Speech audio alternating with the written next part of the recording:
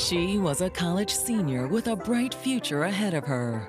My sister, she had a beautiful soul. She had a zest for life. She was one of a kind. Everybody just adored her. But then she vanished. Anitra, you home? Nobody could reach her. It's going to voicemail. They just have that gut feeling. We just kept praying that she was okay. The investigation will uncover a disturbing pattern. Somebody had busted out her windows. She did. Told her out there I got crazy. He had been stalking her. He's a baby killer. And it was no idle threat. This young man was broken. He's a monster. He watched her die. Do you think this is funny? I knew then the devil is real.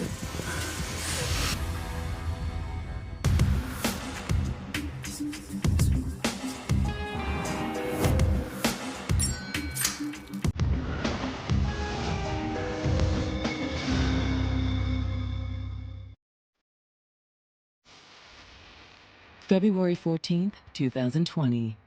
It's Valentine's Day in Fort Valley, Georgia, a town of 9,000 that's home to Fort Valley State University. Fort Valley is a small college town. Anything that's happening has to do with Fort Valley University. Fort Valley State University is a well-known historically Black university that is home to over 2,000 undergraduates. It's well regarded in the area. It produces some talented students every year. But on this Valentine's Day, one of those students, 22-year-old Anitra Gunn, is nowhere to be found. Anitra was her dad's princess, so naturally, her father reached out to her on the morning of Valentine's Day to wish his princess happy Valentine's Day. Hi, you've reached Anitra. I'm not able to come to the phone. He's unable to reach his daughter. He calls, no answer. He texts, no answer. He got really concerned. Leave a message and I'll call you back. Hey, this is your dad again. Call me when you get this. It isn't like Anitra to be out of touch. Anitra lost her mom very young, and Mr. Gunn raised her essentially by himself. They had a very close relationship. They talked, if not daily, every other day. The fact that Anitra did not get back in touch with him made him feel like something was going on. Often as parents, we have a gut feeling if something isn't right. His worry growing, Anitra's father reaches out to her boyfriend, DeMarcus Little. Anitra's father contacted DeMarcus to ask if he'd seen Anitra. Hello? DeMarcus Little was a soldier at Fort Gordon, which was a couple of hours away from Fort Valley. Maybe Anitra had gone to see him for Valentine's Day, or maybe they had gone somewhere together. But DeMarcus says no. He hasn't seen or heard from Anitra either. In fact, I was about to call you because she's not picking up her phone. The level of worry and concern and alarm skyrocketed for Anitra's dad. He knew something was up. It seems like she just vanished into thin air.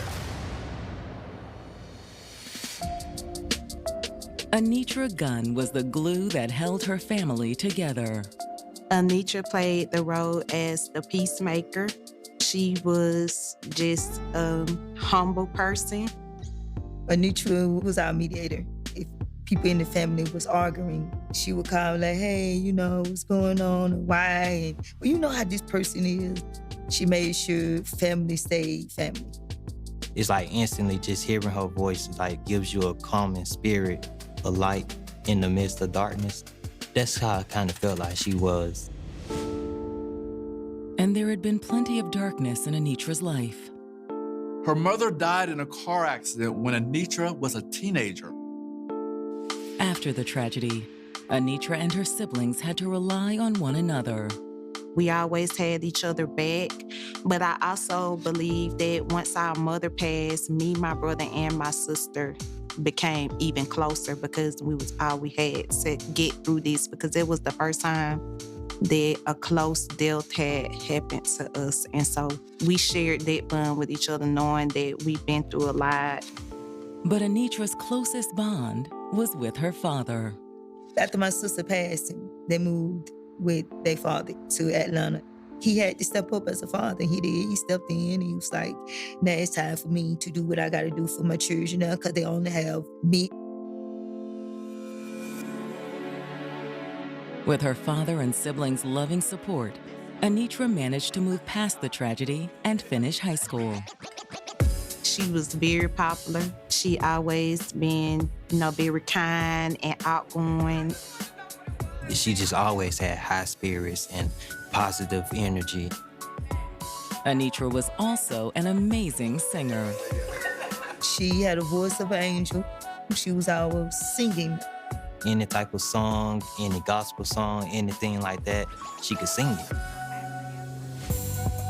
But animals were her true love. She was extremely passionate about animals. Dog side the road, wounded. A cat side the road, wounded. She take him in. It was her love of animals that brought her to Fort Valley. She wanted to go where she could specialize in something that she loved. She dreamed of becoming a veterinarian. Fort Valley State was the perfect place for her. At Fort Valley, the aspiring vet proved just as popular as she had been in high school. She was definitely the life of the party.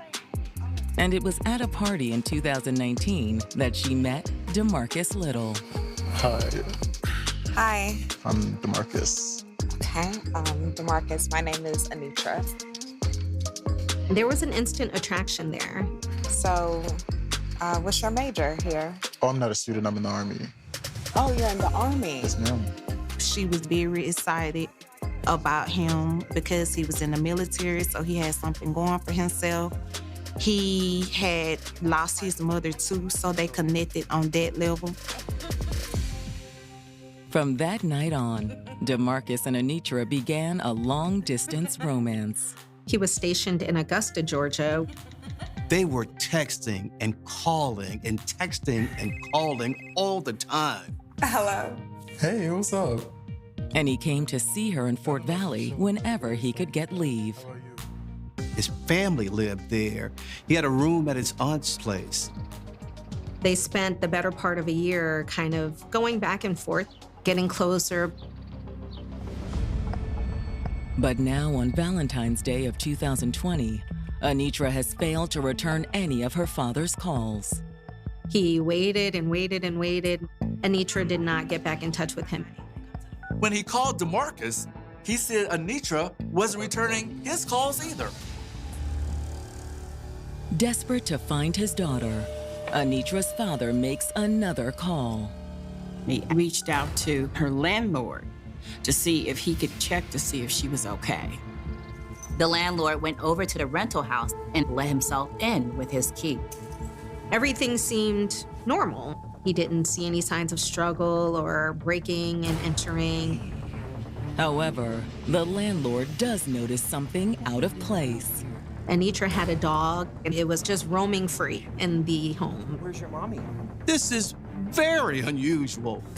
Normally, when she would leave the house, she would put her dog in the crate while she was gone.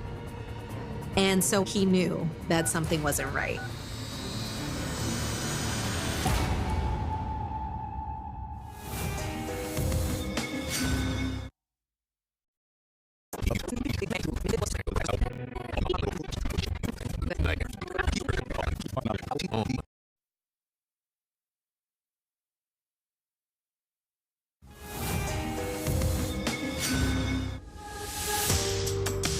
"22-year-old Anitra Gunn was on the path she'd always dreamed of.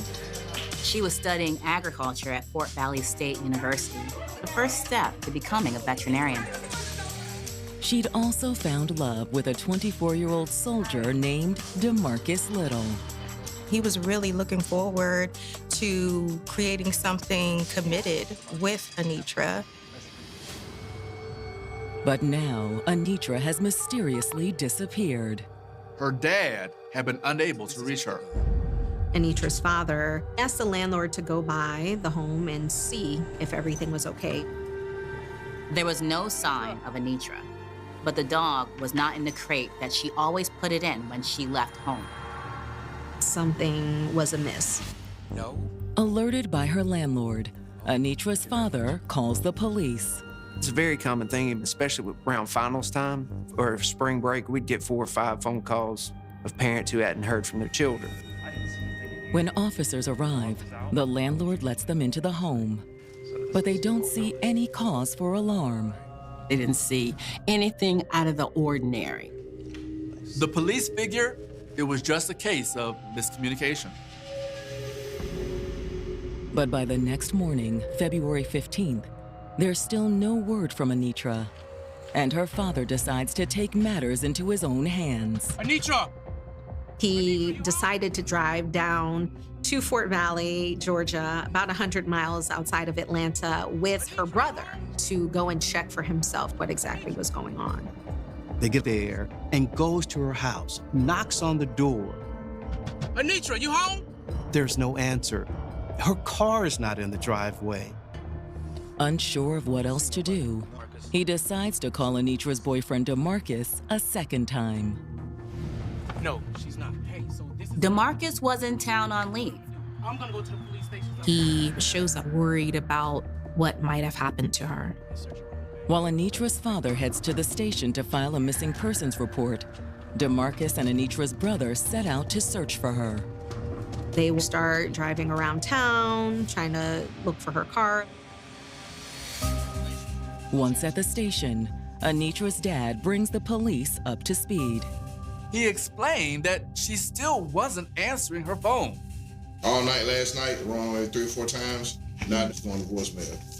But as Anitra's father is talking to the police, DeMarcus calls to say that they found her car. They located her vehicle 2 blocks from her residence. Tell them don't touch anything on it, okay? Then the police drive to where DeMarcus and Anitra's brother are waiting with the car. The bumper was ripped off. There was a lot of debris around it that wasn't from that area. Inside the car, the police find Anitra's purse. They found her wallet, and it had money in it and her credit cards. The only thing that was missing was her cell phone. Hoping to learn more about Anitra, the police turn to DeMarcus. You the boyfriend? The ex. DeMarcus explained that he and Anitra were in a bit of an on-again, off-again relationship. Y'all not together. You just still mess with each other. He also says that they ran into each other the night before Valentine's Day. We had went to a party Thursday night. They danced, they talked, they went out to Waffle House to eat with their friends until like 2 o'clock in the morning. We was good. We went to Waffle House and everything. We was straight. In fact, DeMarcus says things had gone so well that he and Anitra ended up in bed together. We came to my aunt's house and did what we did. And we woke up next morning just talking. But he says that at around 11 o'clock that morning, Anitra had left. Call me later, right? Yeah, I'll, like, after my interview, okay? All right. She left, said he had to go to an interview. So she left, and she sent me a text at 11:53. Can you show me? After questioning DeMarcus, police have Anitra's car towed in for processing and then follow up with DeMarcus's aunt to verify his account. She corroborated DeMarcus's story. His aunt saw them when she got home from work. About what time was that? Probably like 3:35. She's a nurse and works late. I saw the security light on, and I saw somebody standing at the door. And when I opened the door, it was Anitra was standing in front of him, and he was behind her. She says that when she left the next morning, Anitra's car was still parked outside. It was parked next to my husband. When she returned home in the afternoon, Anitra's car was no longer there. Based on what DeMarcus and his aunt said, it seems like they may not have been the last people to see Anitra. Back at the station and hoping for a lead on who Anitra could have been in contact with after leaving DeMarcus's, police follow up with the other friend she'd been hanging out with the night before she disappeared. Her friends had confirmed that they were all together at a party and then went out for some late-night food afterwards. They said that everything seemed fine between DeMarcus and Anitra, too. However, Anitra's friends also add another angle to the mystery. Anitra was dating another gentleman by the name of Scoot. There was maybe a love triangle type of situation.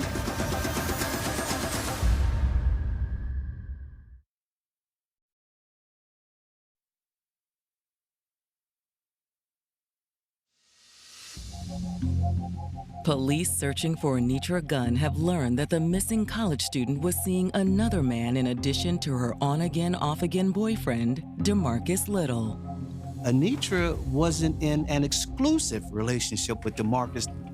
As police are interviewing family friends, there is a name that continues to come up. His name is Franklin Jennings. Everyone around Fort Valley State knew him as Scoot. Once they've identified Scoot, detectives bring him in for an interview. They want to know what was the scope of his relationship with Anitra. According to Scoot, there really wasn't much to tell. I wouldn't really say a relationship.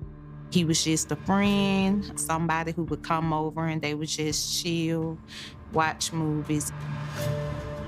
But they were, at least on one occasion, friends with benefits.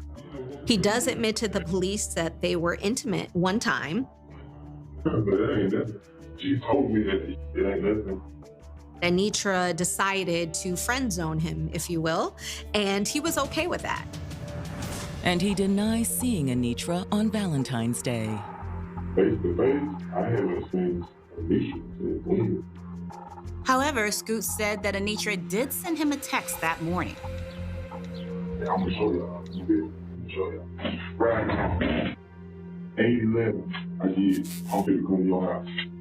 There were several text messages he got the morning after Anitra was last seen. He thought that kind of odd because they were just friends, they were just kicking it. He didn't have plans with her for Valentine's Day. Scoot says he called Anitra to see what was up. I called like 3 times. Leave a message and I'll call you back. His calls kept going into voicemail. Then Anitra texted him back saying, "I can't talk right now." Then Scoot says he got another text. We can't be each other anymore. It was fun like that. He thought that that was extremely strange. He began to put it all together. There's somebody that I know what they're talking about, so we've been friends. He became suspicious that those text messages may not have been sent by her. And Scoot suspects he may have glimpsed the person sending the texts. He said he was outside when he was supposedly texting Anitra, and he saw a car that he didn't recognize circling the neighborhood. Every time I get a text, it's like I see it off of it. It was kind of in tandem with the weird text messages he was getting. Scoot says he had eventually decided to confront whoever was behind the strange texts. He messaged Anitra's phone back and said, "I don't know what you all got going on, but I'm not the one to play with." After that, he noticed the text messages stopped and the car stopped circling around his neighborhood. According to Scoot, it was only one of the many strange things that happened in the month or so that he'd been hanging out with Anitra. There had been an incident that had occurred a week and a half prior to Valentine's Day. She tells him that her tires on her car were slashed and her home was vandalized. A brick was thrown through her window.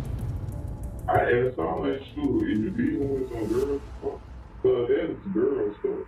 Land tires and knock out windows. And she was like, no. According to Scoot, Anitra had a pretty good idea who was behind it. She just throw it out there, got crazy head, you know. But she didn't specify which ex it might have been. Suspecting the angry ex may have escalated things further, detectives decide to reach back out to Anitra's friends. They hoped one of them could identify which ex she was referring to. The police asked them, do they know of anyone that might have a vendetta against Anitra? Anybody that might be interested in getting revenge against her? They find out about another ex-boyfriend. His name is Xavion Johnson. This was an ex that Anitra dated a while back. This ex-boyfriend had been stalking her. According to Anitra's friends, it got so bad that Anitra took out a restraining order.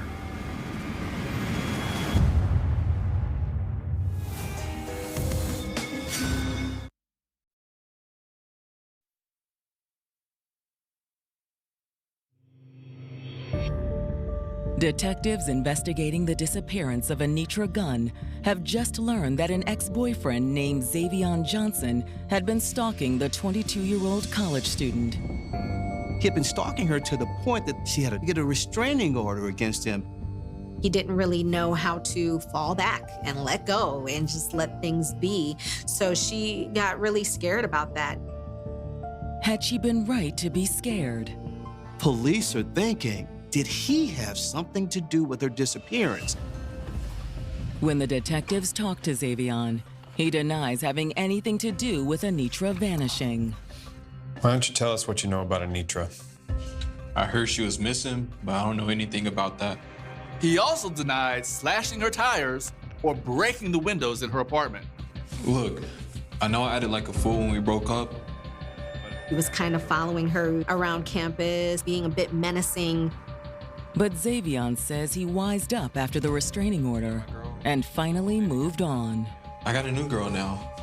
In fact, he claimed he spent Valentine's Day with her. When detectives follow up on his alibi, it appears to check out.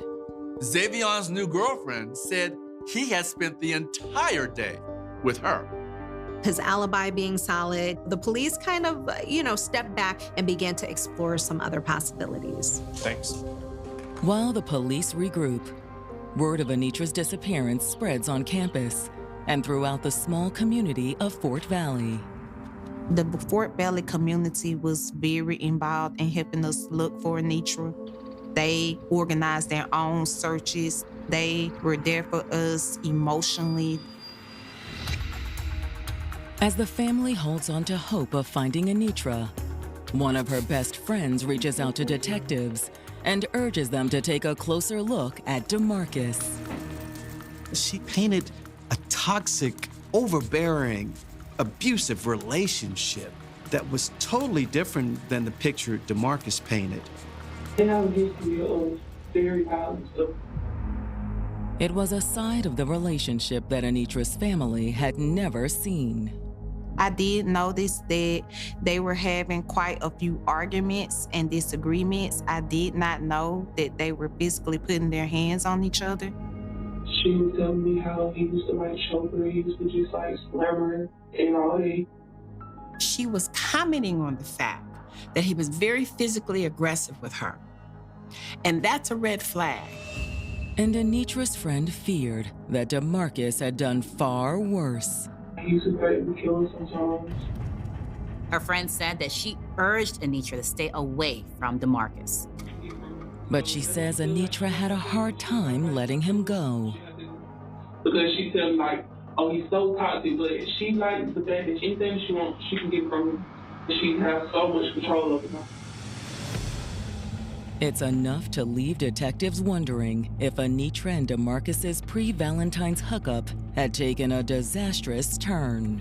In my experience, and I've been doing this almost 30 years now, if the last person to see somebody is someone that they've had a tumultuous relationship with, on again, off again, very volatile, then all that combined really made him stand out. Police knew they were on the right track. Everything, at least in my mind, pointed back to Mr. Little. It wasn't looking good for DeMarcus, but detectives can arrest someone based on a hunch. Hoping that someone has the evidence they need to make an arrest, the police make a public appeal for information. Police often rely on informants of all kinds to help them in their investigations. They have a tipster line, of course. They oftentimes give rewards for giving any tips that might lead to the arrest of a culprit. The hotline is swamped with calls. This case was one of the largest and most high-profile missing person cases in the history of Middle Georgia. So it had gotten a lot of attention. However, the calls fail to generate any leads. Nobody really had any pertinent information that could lead us one way or the other. Everything was just rumors, street talk, and speculation. Until they get one call that's different. This anonymous tipster had a lot of detailed information that was not released to the public. You could tell just like there was something there. Yeah, let me put you on speaker real quick. If his story is true, it confirms much of what police already suspect. He says DeMarcus told him exactly what happened.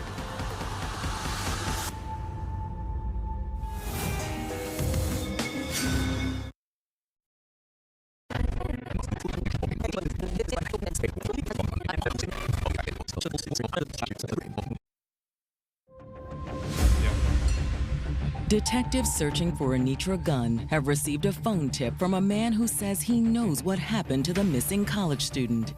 The tipster agreed to speak with the police directly. Once at the station, he starts by explaining that he and DeMarcus go way back. This tipster was actually a longtime childhood friend of DeMarcus. He said 2 days after Anitra went missing, DeMarcus texted him and said he needed to talk. You know, I thought he was just upset that she was gone. He says that when he met up with DeMarcus, that seemed to be where the conversation was heading. DeMarcus told him that on the morning of Valentine's Day, he was really serious about getting back with Anitra. Anitra and him were at his aunt's house. They had been intimate. It's Valentine's Day. DeMarcus professes his love to Anitra, pours his heart out. I know we've only been hanging out a few times since, you know, the obvious, but I think we should really think about getting back together. I mean, we've been hanging out recently, and I just can't deny that we have a connection, like, serious connection, you know, and it just feels so right when we are together. But according to the informant, DeMarcus didn't get the response he'd hoped for. Please, okay? Not this morning. She laughed at him. She was not interested in being exclusive with DeMarcus. So what did he do? He said he just lost it. He becomes enraged. Enraged. You think this is funny? Marcus, I'm not saying it's funny. I'm just saying... It's not. It's just always emotional with you. Because I'm emotional when I'm with you. Right, and you want a relationship, and I'm not really interested in that right now, okay? Seriously? Why not? Because... We get together, you know that! Calm down, DeMarcus. He strikes Anitra.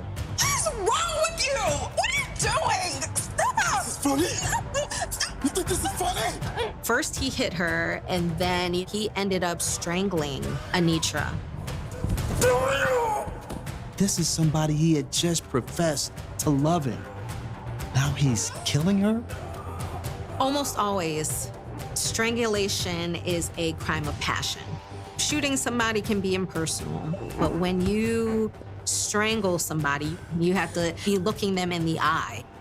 Most people don't realize how long it takes to actually strangle somebody. It can be anywhere between a minute to as long as 6 or 7 minutes. That's a long time to watch the life come out of that person's body. And as DeMarcus's rage subsided, Anitra? He came to realize what he'd done. Baby!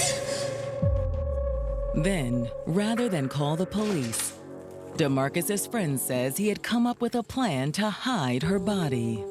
DeMarcus had confessed that he had placed her in the trunk of her vehicle and dropped her off deep into the woods. Said he drove so far up in the woods, they got hung up a tree. He lost his bumper. In the process of that, the bumper came off of the vehicle. Do you know where that was? He told me, kinda. Not far from Anitra's home on Greer Road is where the tipster tells police that DeMarcus dumped her body. After the interview, detectives head out to the location he indicated. It was a pine thicket that she was left in. There was a trail that had all these saplings that had been run over. They follow tracks that lead them right to this makeshift grave. It was covered with all kind of leaves and limbs. And that's why they find Anitra's body. Detectives have little doubt they found the missing college student. It's February, so even in Georgia, it's fairly cold out. So the state of her body was fairly pristine given the circumstances. However, they still needed the medical examiner to confirm the identity. Police take Anitra's body to the medical examiner. Then they make the difficult call to Anitra's family. We got a call, and they said they need us to come to the police station because they were looking for DNA. It became real. It became real. And we knew it was her. We knew it was her. My mama received the phone call, and she was like, they found her, but she was gone. I've never felt the same since. The DNA analysis confirms what everyone fears. They found Anitra's body. The autopsy also reveals how she died. That examination showed that, in fact, Anitra had been strangled to death. It was exactly what DeMarcus' friend had told detectives. However, it isn't quite enough to charge DeMarcus with murder. So far, their entire case hinges on their informant's word.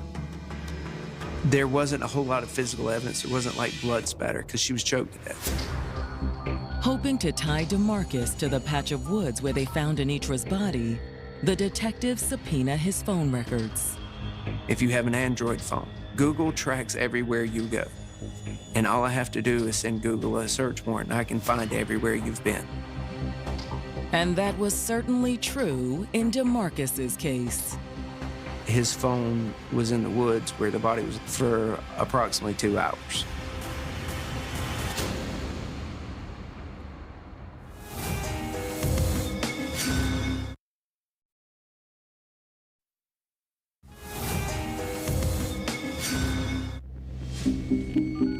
Detectives have uncovered cell phone evidence that places DeMarcus Little at the location where they recovered his ex-girlfriend Anitra Gunn's dead body. According to the data, he was at the remote location only a few hours after she was last seen alive. This is a heavily wooded area out in the middle of nowhere. There was no reason for anybody to be there. That cell phone data implicated DeMarcus, and police knew they had their killer. However, that's not all the cell phone records tell the detectives. Law enforcement were able to get DeMarcus's cell phone text records, and they saw this pattern of these very abusive text messages. I've seen far too many times where females and males as well have been in these relationships where they're constantly being talked down to. They're constantly, being told they're worthless or things of that nature. Eventually, Anitra had had enough. She was talking about how she wanted out of the relationship. This wasn't working.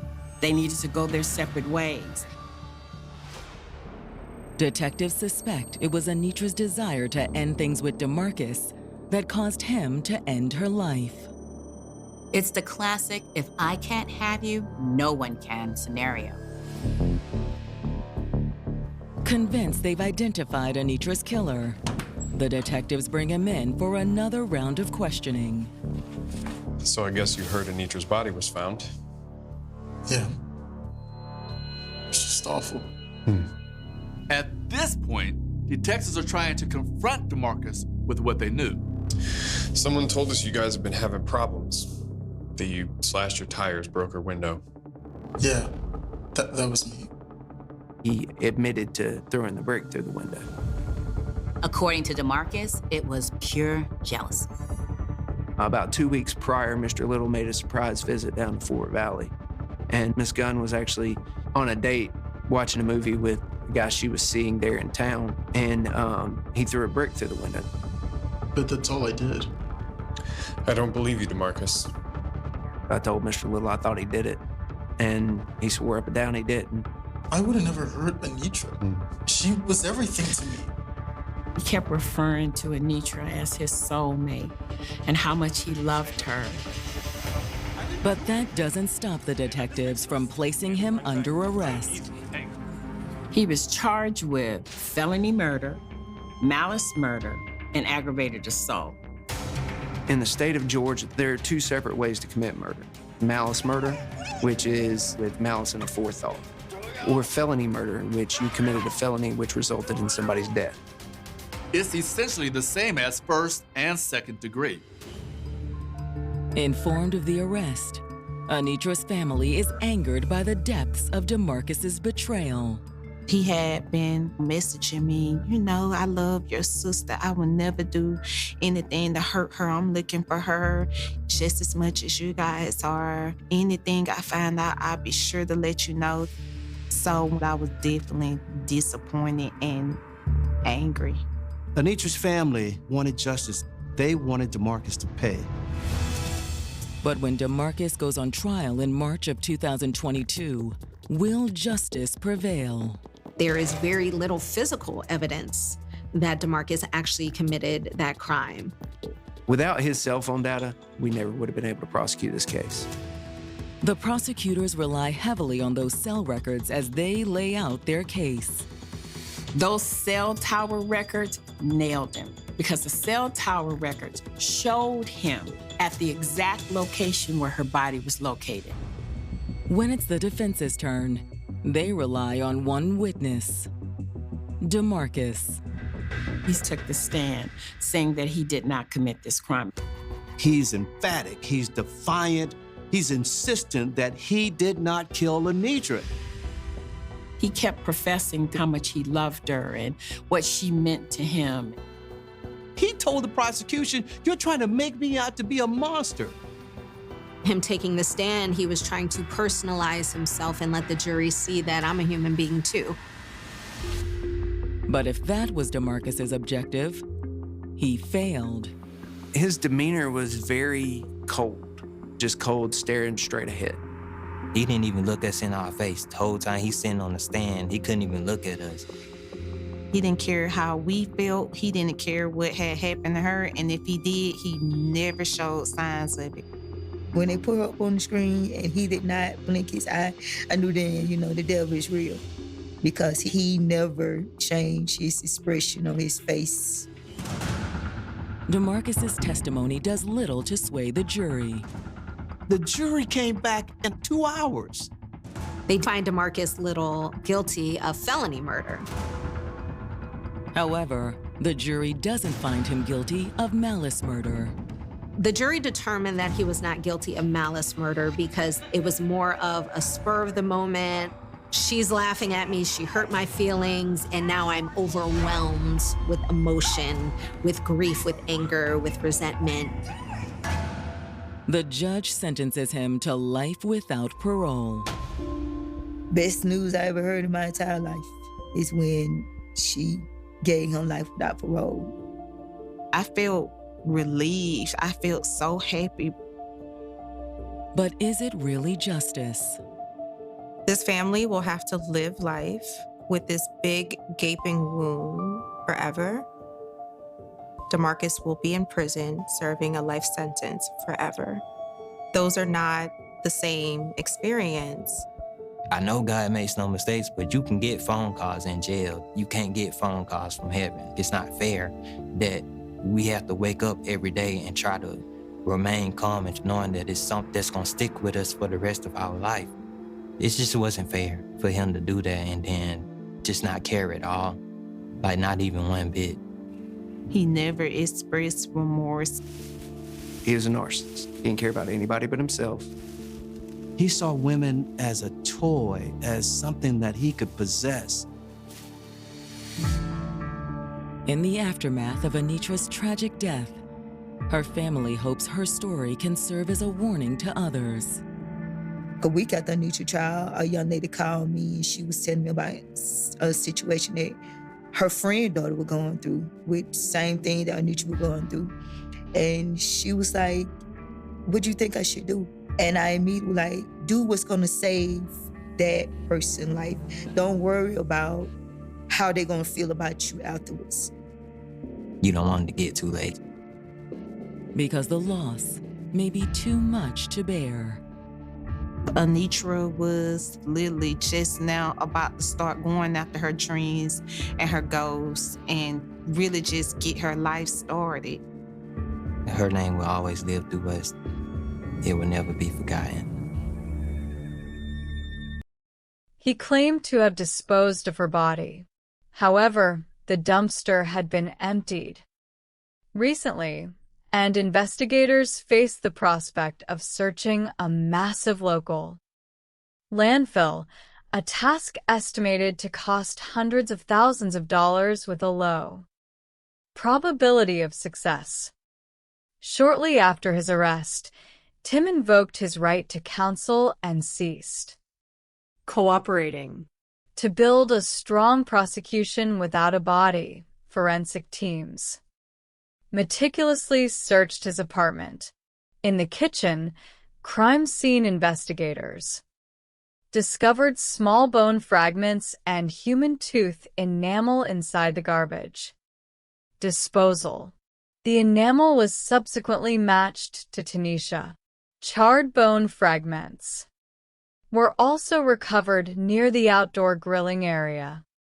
The evidence suggested a far more horrific scenario than initially reported. Prosecutors believed that after taking Tanisha's life, Tim had dismembered her body and used his grills to incinerate her remains, subsequently disposing of the ash and fragments. The trial of Timothy Shepard began on September 29, 2008. The prosecution presented the forensic evidence, including the tooth enamel found in the disposal, arguing that such evidence could only be present if a violent effort had been made to conceal a homicide. Tim took the stand in his own defense, claiming that Tanisha had attacked him with a knife during their argument and that he had acted in self-defense, blacking out during the physical struggle.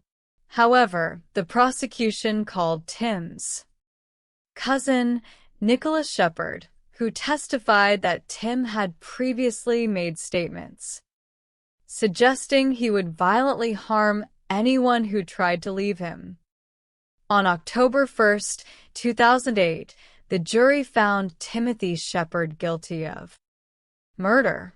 He was sentenced to 99 years in prison. The case stood as a grim testament to the devastating lengths to which a person might go when driven by an absolute refusal to let go of control. Conclusion: these three tragedies, though distinct in their locations and details, share a common thread: the devastating impact of obsession and the loss of respect for human life. In each instance, the careful, methodical work of investigators, forensic scientists, and legal professionals ensured that the truth was brought to light, holding the perpetrators accountable and providing a measure of justice for the families left behind.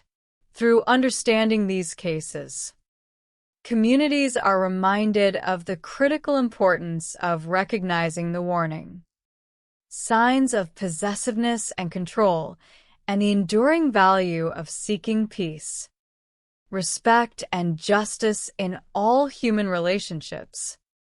The weight of shadows. The pursuit of justice is rarely a swift or simple journey. It is a slow, methodical unraveling of secrets hidden in the darkest corners of the human heart. To understand how a life of promise can be cut short, one must examine not only the final, tragic moments, but also the quiet warnings, the subtle shifts in behavior, and the fragile nature of trust. When affection curdles into possession, the consequences are often devastating.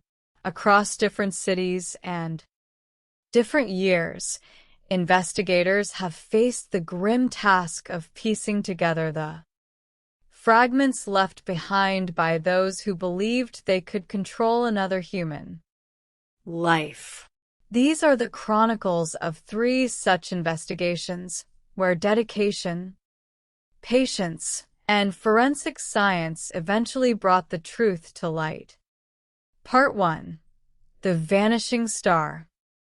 The highway north of Houston, Texas, can feel exceptionally lonely in the late afternoon.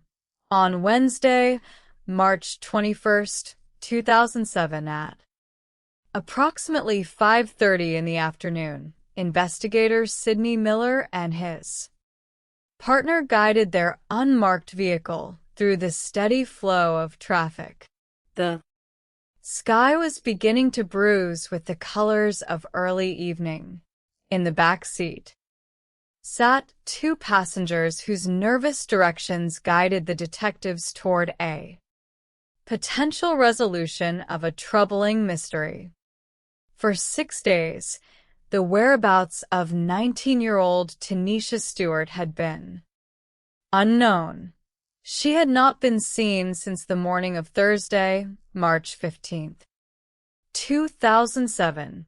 Under the quiet instructions of the backseat passengers, investigator Miller exited the highway and pulled into the parking lot of a sprawling apartment complex.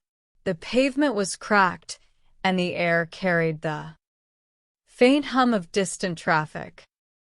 The passenger pointed toward the rear of the complex, directing the vehicle to a secluded parking area where a large metal dumpster sat against a concrete wall.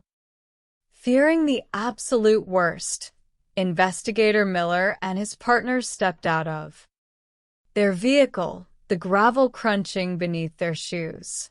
They approached the container and peered inside. The metal box was empty. There were no obvious signs of human remains, no discarded items of clothing, nothing but the bare, rusted metal bottom of the bin. For a moment, the silence of the afternoon felt heavy.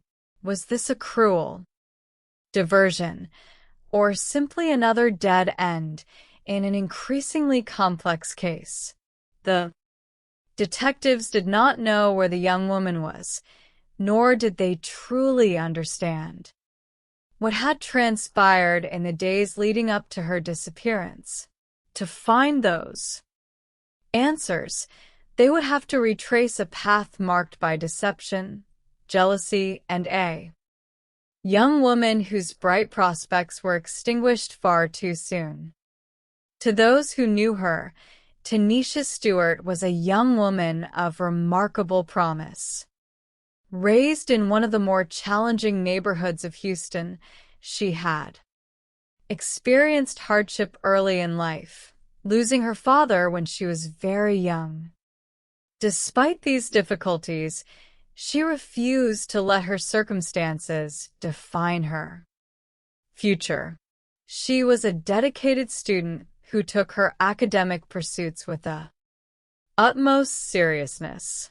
Her family recalled how she would immerse herself in her books, determined to carve out a better life through education. With an infectious smile and a warm demeanor, Tanisha easily made friends. As she entered her late teens, She caught the attention of many young men, but she sought a partner who would respect her intelligence and challenge her intellectually. In May of 2005, while working at a local pizza restaurant, the 17-year-old met Timothy Shepard. Timothy, who was 25 at the time, was handsome and confident. He pursued her with persistent invitations, and eventually, Tanisha agreed to a date. What began as a casual workplace acquaintance soon deepened into a serious relationship. Despite the 8-year age gap, the two became close. However, Tanisha's family harbored reservations. They questioned why an older man would focus his attention on a teenager still finding her way in the world. In an effort to ease their concerns, Timothy began spending more time around the family home, offering to assist with household repairs, fixing televisions, and resolving computer issues. His helpful presence eventually earned their cautious acceptance, and they began to treat him with the familiarity of a family member. A significant turning point arrived when Tanisha received a scholarship to Texas Agricultural and Mechanical University. It was an extraordinary achievement, representing the culmination of her hard work. Although the university campus in College Station was nearly a 2-hour drive from her home in Houston, Tanisha was determined to maintain her bond with Timothy. However, the distance soon strained the relationship. Just 3 months into her first semester, Timothy rekindled a romance with a former girlfriend and ended his relationship with Tanisha. The separation left Tanisha deeply hurt, but the estrangement was brief. Realizing he had made a mistake, Timothy traveled to the university campus to apologize. They reconciled, but the dynamic had shifted. Tanisha was growing more independent.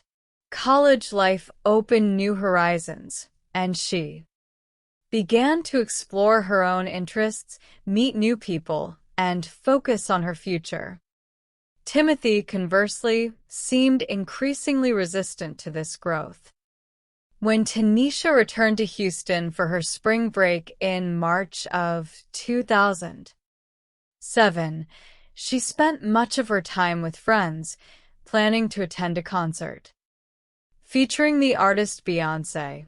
The growing distance between her and Timothy became more evident when she mentioned her plans to hang out with her girlfriends. Timothy questioned why he had to schedule appointments just to see his own girlfriend. A few days before the concert, Tanisha's sister, Gayla, experienced a troubling dream in which she could not find her sister, though Tanisha gently dismissed her sister's anxieties, promising she would be fine. The premonition would soon prove tragically relevant. On Sunday, March 18, 2007, Gayla returned home from a church service to a phone call from her mother. No one had heard from Tanisha since Thursday. She had failed to attend the concert, and her mobile phone went unanswered. 36 hours passed without any word, and the family's concern turned to absolute panic. It was entirely uncharacteristic of Tanisha to cut off communication with her loved ones. On Monday, March 19th, the family officially filed a missing persons report, understanding that Timothy Shepard was among the last people to see Tanisha Investigators requested that he come to the police station for an interview. Timothy arrived and cooperated with the initial questioning. He explained that he had picked Tanisha up early on Thursday morning, around 3 o'clock. According to his account, while they were driving back to his apartment, Tanisha received a telephone call from a college friend named Mark Marks. Timothy admitted this call upset him, given the early hour. Upon arriving at the apartment, he confronted her about the call, but Tanisha declined to discuss it, choosing to go to sleep instead. Timothy claimed that when they woke up later that morning, the argument resumed. He pressed her for details about Mark, and Tanisha, frustrated by the questioning, reportedly walked out of the apartment. He maintained that she left on foot, and that was the final time he ever saw her. During the lengthy interview, Timothy remained consistent in his story. He even provided investigators with written consent to search his apartment. The initial search, however, revealed no obvious signs of a struggle or foul play. Without any physical evidence to suggest a crime had occurred inside the residence, detectives returned Timothy's keys and allowed him to leave, shifting their attention to other possibilities. Mark Marks became the next person of interest. Detectives contacted one of Tanisha's close friends, Ashley Walton, to understand the relationship between Tanisha and Mark. Ashley revealed that she had introduced the two, and they had hit it off immediately. Although Tanisha was still involved with Timothy, she had developed strong feelings for Mark. Mark was aware of Timothy's existence, but was unhappy with the arrangement. On Wednesday, March 21st, investigators located Mark Marks and brought him in for questioning. Mark, a 19-year-old student, was cooperative and articulate. He admitted he was dating Tanisha and that she had expressed a desire to end her relationship with Timothy to be with him exclusively. Mark stated he had last seen Tanisha early Thursday morning before Timothy picked her up. He denied any involvement in her disappearance and provided a verified alibi, proving he was at a social gathering with friends on South Padre Island when Tanisha vanished. With both Timothy and Mark seemingly cleared of immediate suspicion, investigators began to consider the frightening possibility that Tanisha had been abducted by a stranger after walking away from Timothy's apartment. The area surrounding the apartment complex was searched thoroughly, including a dense wood line nearby. During the search, a neighbor reported hearing what sounded like gunshots coming from the woods on the night Tanisha disappeared, followed by the sound of a vehicle speeding away. A search utilizing canine units was organized. The dogs alerted to a scent deep in the woods, but the source was determined to be the remains of a deceased animal rather than the missing student. While the search continued, neighbors at the apartment complex approached investigators with a curious observation. They reported that on the Friday following Tanisha's disappearance, Timothy Shepard had spent the entire day operating 2 large barbecue grills on his patio. The smoke had been so heavy and uncontrolled that some residents had contacted the local fire department, fearing a structural fire.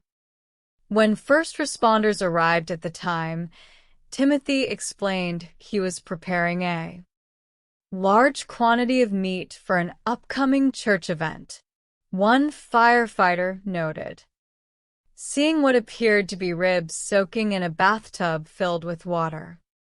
Furthermore, another tenant reported seeing Timothy pouring a massive amount of bleach onto his patio, the fumes so powerful they burned her eyes. This behavior, combined with his sudden focus on cleaning and cooking while his girlfriend was missing, cast a dark shadow of suspicion back onto Timothy. Investigators began to dig deeper into the history of the relationship. Friends and family revealed that Timothy had become increasingly possessive and controlling. He would call Tanisha repeatedly, and on one occasion he had traveled to her college campus to look for her when she did not answer his calls.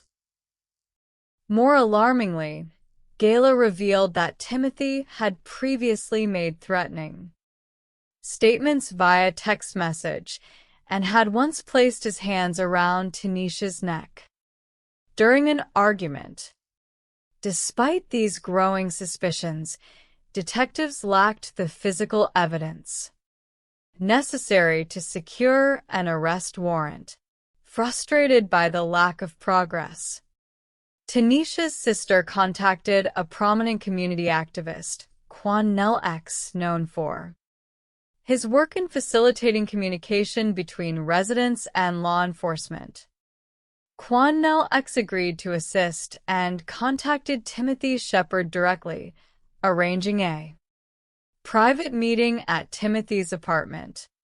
When Quannell X arrived, he found Timothy extremely agitated and paranoid, expressing fear that investigators were attempting to frame him. Timothy insisted they speak in the bathroom, believing his apartment might be monitored. Quannell X pressed Timothy to look him in the eye and tell him the truth. When Timothy lowered his head, unable to maintain eye contact, the activist knew there was more to the story. He asked directly if Timothy had harmed Tanisha. Timothy broke down. He confessed that during the argument over Marks, he had flown into a jealous rage and strangled Tanisha to death. He then claimed he had placed her body in a dumpster at the apartment complex. Quannell X immediately contacted investigator Sidney Miller. Along with the detectives, they drove to the dumpster Timothy had pointed out. However, the empty bin presented a new challenge. Inquiries revealed the dumpster had been emptied and its contents transported to a massive landfill. The cost and logistical challenge of searching the landfill were monumental, estimated at over $500,000. Understanding the slim probability of recovery, Tanisha's family made the difficult decision to ask authorities not to proceed with the landfill search, seeking to avoid wasting public resources. Following his arrest, Timothy invoked his right to legal counsel and declined to speak further with investigators. To secure a conviction without a body, the prosecution needed substantial physical evidence. A specialized forensic team was dispatched to Timothy's apartment to conduct a meticulous search. Their efforts yielded critical discoveries. In the kitchen garbage disposal, investigators recovered tiny fragments of bone and tooth enamel. Outside, near the patio where the grills had been positioned, they found charred bone fragments. The recovered enamel was sent to a forensic laboratory, where analysts confirmed it matched Tanisha Stewart's dental profile. The implication was clear. The tooth could only have ended up in the garbage disposal through deliberate human action. The state's theory of the crime was both tragic and grim.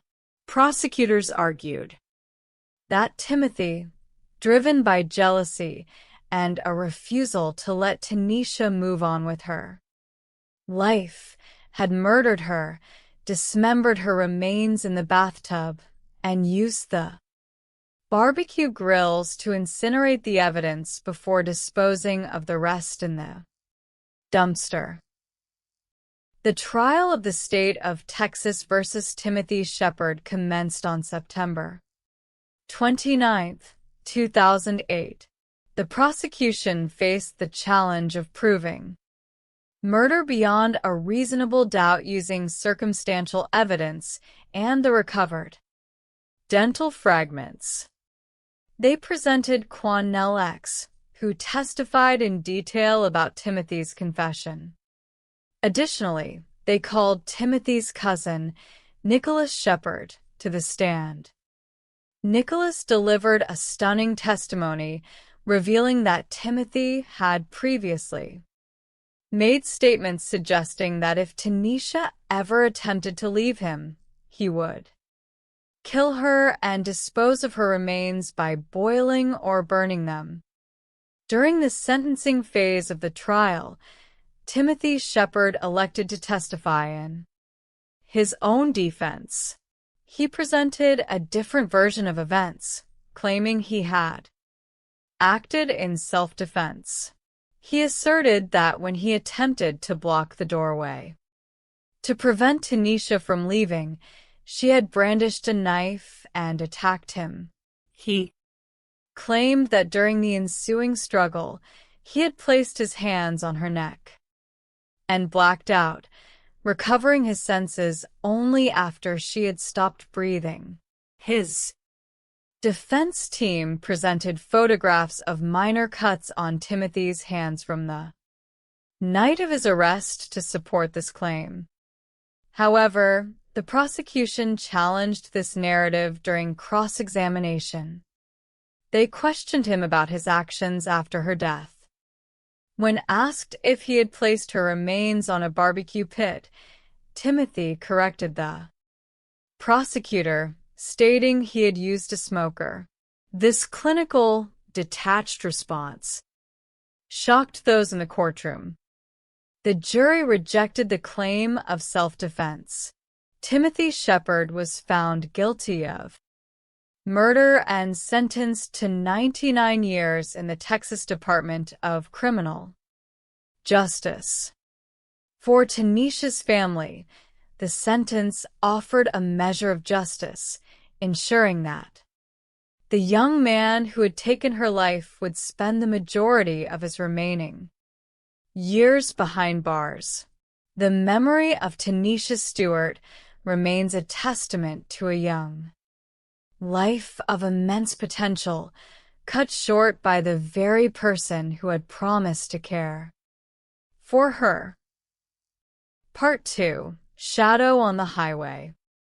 The early morning hours of Wednesday, January 30th, 2008, were bitterly cold in Raleigh, North Carolina, as the sun began to rise, casting long shadows across Interstate 540, commuters heading westbound noticed something unusual in the grass alongside the shoulder of the highway.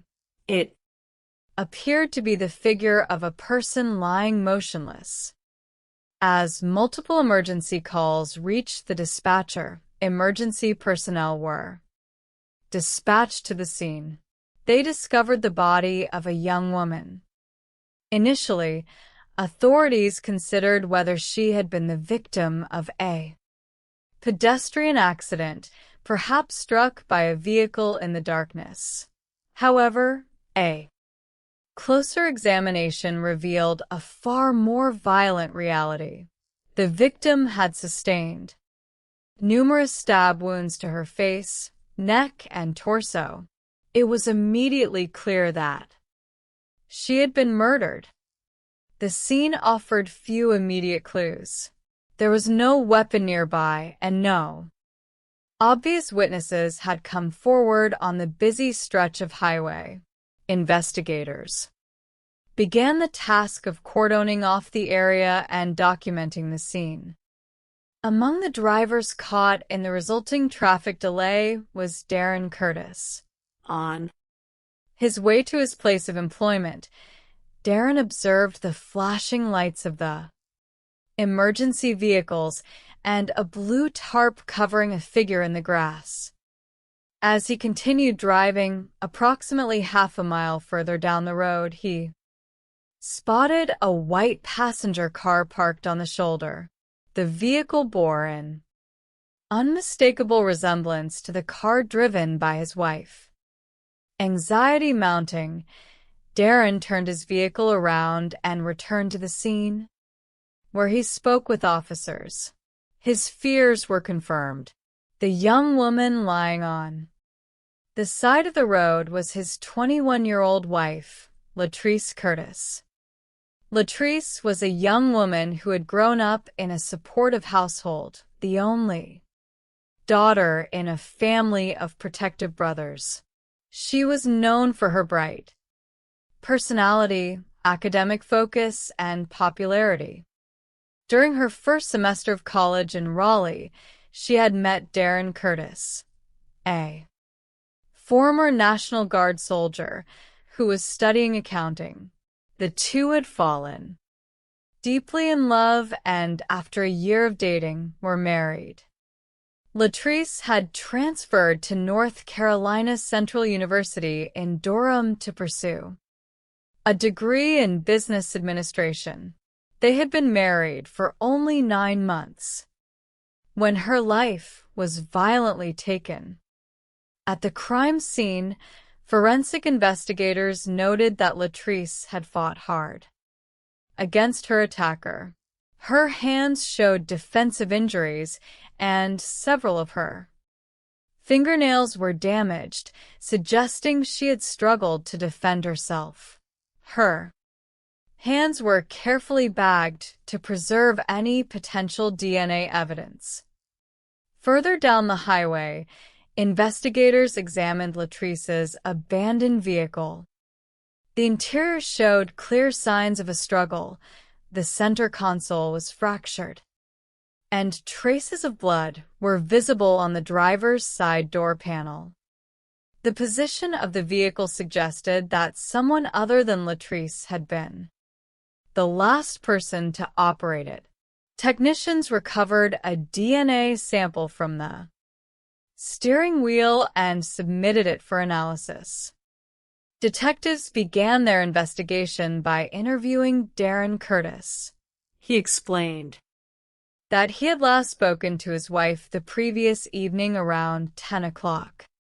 According to Darren, Latrice had called to inform him she was running late from her classes and planned to get something to eat before returning home. Darren had gone to sleep around 11:30.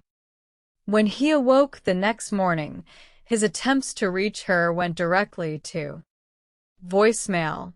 Assuming she might have stayed the night at her parents' home, he prepared for work and left the apartment, only to encounter the crime scene on his commute.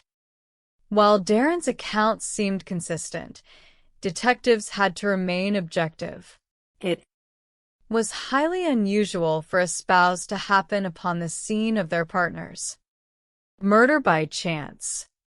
Darren was brought to the station, where investigators examined his hands, arms, and neck for any signs of physical conflict.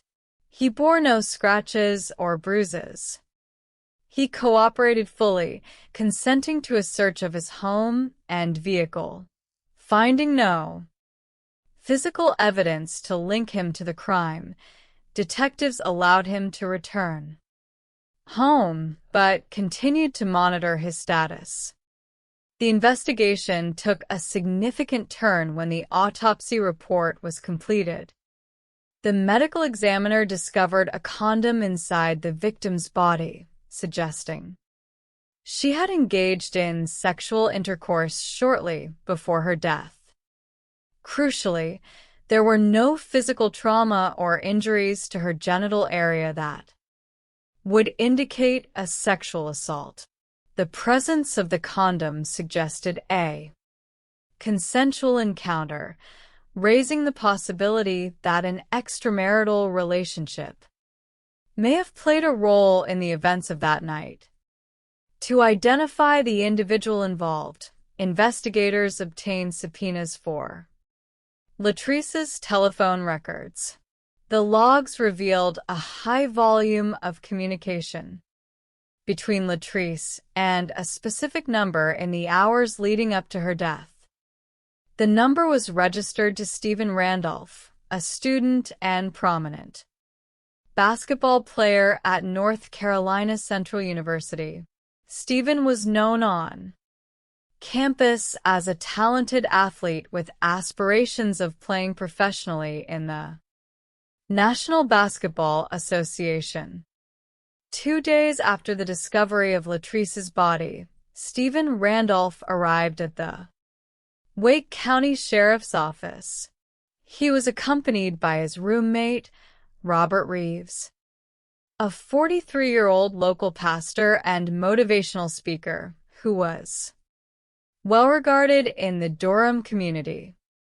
In the interview room, Stephen initially characterized his relationship with Latrice as a simple academic friendship.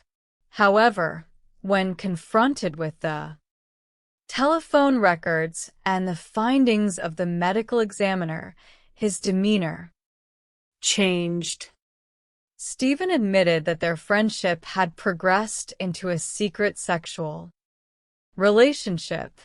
He explained that on the night of Tuesday, January 29th, Latrice had visited his residence. During their encounter, the condom they utilized had become lodged inside her. Despite their efforts, they were unable to retrieve it. Latrice had left his home around 10 o'clock in the evening, intending to resolve the issue at her own home. Stephen claimed he left shortly thereafter to visit another girlfriend, Velma Newton. He stated that Latrice had called him repeatedly throughout the night, expressing concern about the incident and the possibility of pregnancy, which explained the frequent calls on his telephone log. He maintained he had no involvement in her death. Investigators then spoke with Pastor Robert Reeves. Reeves explained that he had met Stephen at a local car wash and, learning of the young athlete's financial difficulties, had offered him a basement apartment in his home for a modest rent. Reeves confirmed that Latrice had visited the house on the night of January 29th, noting he had seen her vehicle parked outside before he departed for an evening church service around 8:15. He claimed that when he returned at 11:30, both Stephen's and Latrice's vehicles were gone. Reeves also mentioned that Stephen had later confided in him about the phone calls from Latrice and her distress regarding the condom. While Stephen's potential motive centered on protecting his career prospects from an unplanned pregnancy, his alibi was partially supported by Velma Newton, who confirmed he had arrived at her home around 10 o'clock and remained until approximately 1 in the morning. However, Velma also shared that she and Stephen had recently been the targets of harassment. They had received numerous anonymous, threatening phone calls, advising them to end their relationship. On one occasion, Stephen had discovered that all 4 tires on his vehicle had been punctured while parked outside her apartment. The direction of the investigation changed dramatically when detectives received a report from State Highway Patrol Trooper Isaac Cooper. Trooper Cooper recalled that at approximately 1:30 on the morning of January 30th, he had observed a disabled passenger vehicle parked on the eastbound shoulder of Interstate 540 with its hazard lights flashing. As he approached the vehicle, he found it unoccupied. Across the median on the westbound shoulder, he observed a white passenger vehicle, also with its hazard lights on. Before he could investigate the second vehicle, Trooper Cooper was dispatched to an emergency call. However, a query of the first vehicle's license plate revealed it was registered to Robert Reeves of Durham. This discovery placed the pastor's vehicle at the exact location where Latrice's body was found hours before her discovery. Detectives requested that Robert Reeves return to the station for further questioning. When asked about his vehicle, Reeves insisted he had remained home all night and that his car had not been operated. He suggested that Stephen Randolph might have borrowed the vehicle, noting that Stephen had access to a spare key. However, investigators noticed that Reeves had several distinct scratches and abrasions on his hands and arms. Reeves explained the injuries by claiming he had fallen while assisting Stephen with moving a heavy wooden desk. To verify this account, detectives questioned Stephen again. Stephen denied any knowledge of a desk-moving incident and stated he had not borrowed the pastor's vehicle on the night of the murder. Furthermore, Stephen revealed a highly unusual interaction that had occurred between himself and the pastor. He claimed that after one of Latrice's visits, Reeves had entered his apartment and made inappropriate sexual advances, offering to waive his rent in exchange for sexual favors. Stephen had declined the proposal, and Reeves had apologized. Following this lead, investigators subpoenaed Robert Reeves' telephone records. The logs revealed that the anonymous blocked phone calls to Stephen and Velma Newton had originated from the pastor's personal mobile phone. A deeper background check revealed that Reeves had a history of inappropriate behavior and prior allegations of sexual misconduct. The evidence suggested that Reeves had developed an intense, unrequited obsession with Stephen and was deeply jealous of his relationships with women. The definitive breakthrough came from the forensic laboratory, the DNA analysis of the samples recovered from the steering wheel of Latrice's vehicle and her fingernails revealed a mixture of genetic material. Crucially, Robert Reeves' DNA was present on the steering wheel and mixed with Latrice's under her fingernails. The prosecution's reconstruction of the event suggested that Robert Reeves, consumed by jealousy, had followed Latrice as she departed from the house on the night of January 29th. He had intercepted her on Interstate 540, potentially using his standing as a minister or fabricating an emergency to convince her to pull over. An altercation ensued, during which Reeves attacked her with a knife, leaving her body in the grass and moving her vehicle further down the highway to delay its discovery.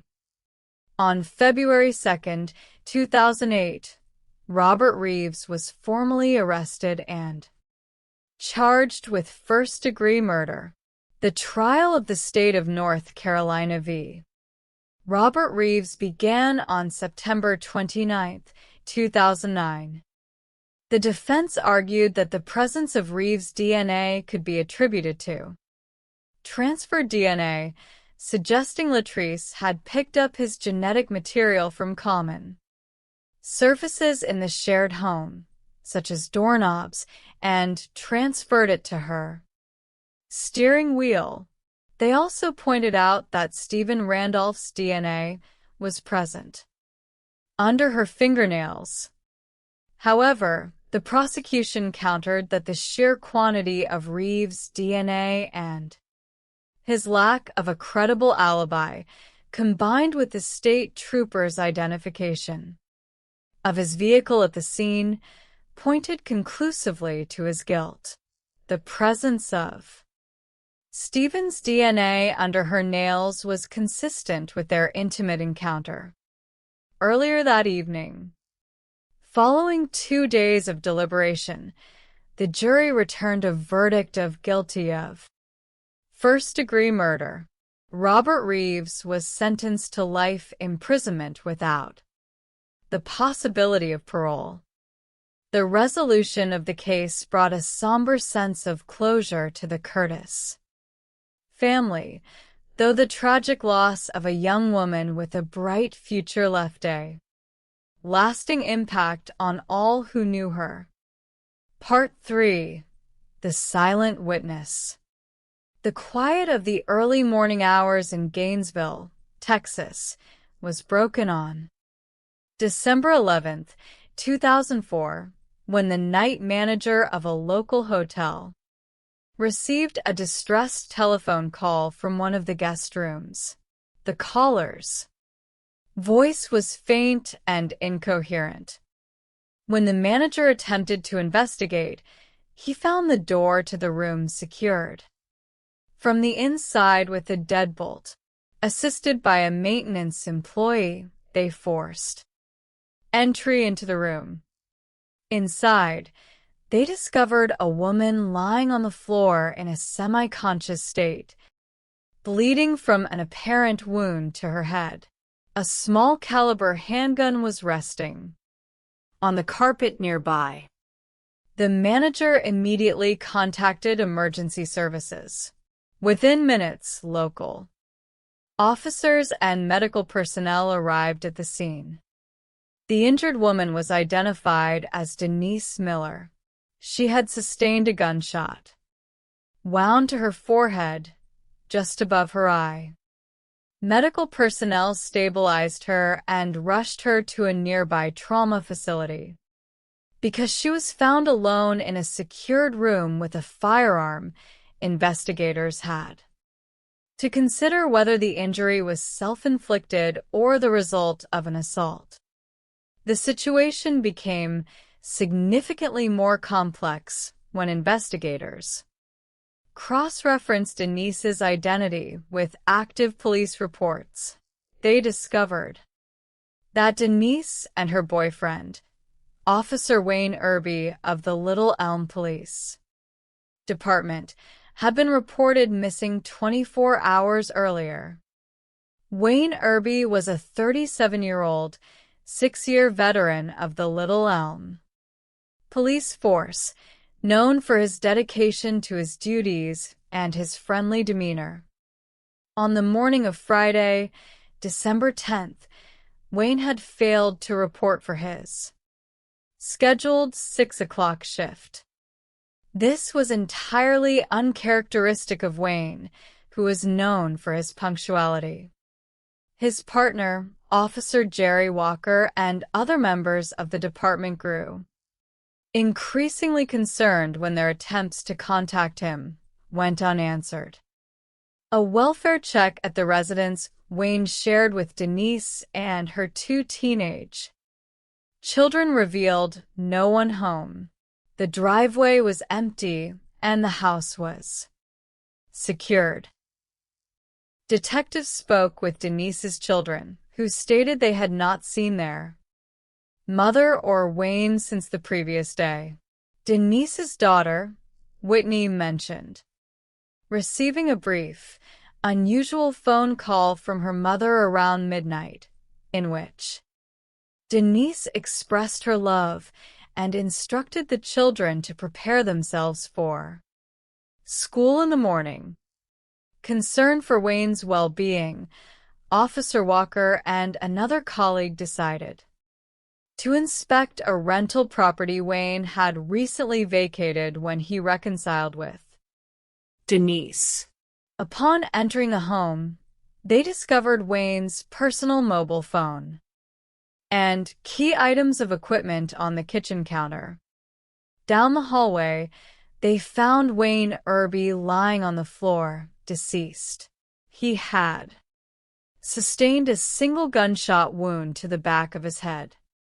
There were no signs of a struggle or forced entry, suggesting he had been caught entirely off guard. Given his role in law enforcement, investigators initially considered whether the killing was related to his police duties, but friends and colleagues believed this was unlikely. Instead, the focus turned to his relationship with Denise. Denise and Wayne had experienced a tumultuous relationship, often marked by Denise's intense jealousy and suspicion regarding Wayne's interactions with other women on his beat. In December of 2003, Denise had filed a complaint alleging domestic violence following an altercation at Wayne's rental home. On that occasion, she had discovered another woman's belongings in the house and confronted Wayne. The argument had become physical, resulting in minor injuries to both parties. Denise subsequently withdrew the complaint, admitting she had exaggerated the details of the conflict. Despite their difficulties, they had reconciled, but the underlying trust issues remained. Shortly before his death, Wayne had reportedly confided in a friend that he intended to end the relationship permanently and move back to his rental home. A search of the residence Denise and Wayne shared revealed a handwritten note from Denise. The content was highly emotional, suggesting she was contemplating ending her life. Additionally, investigators noted that Wayne's service weapon was missing from his duty belt.